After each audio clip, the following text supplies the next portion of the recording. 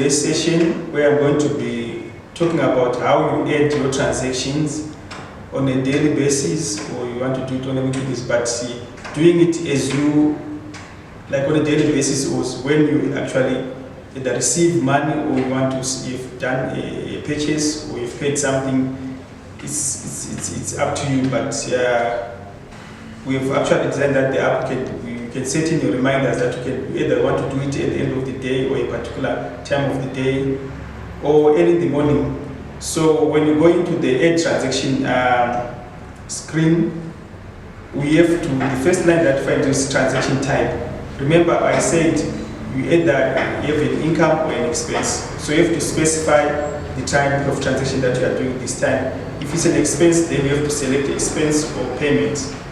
Then you have to choose the account where you are paying. Either you are paying using your cash, or you are paying using your credit card or a debit card, or you are paying using a bank transfer.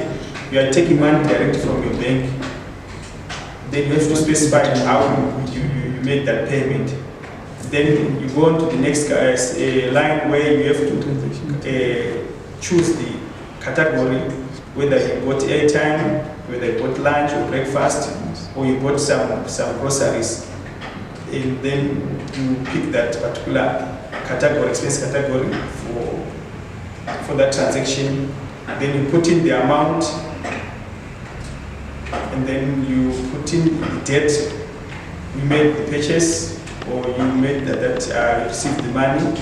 And then also what is important is to actually put in a description in detail that particular transaction. For example, you might have bought airtime. You wanted to, that airtime you made to do voice calls. So you say airtime, you say it was $5, say voice calls. Then next time you might buy airtime again, but this time you want to buy a data bundle, say airtime for data bundle. Then you have to specify.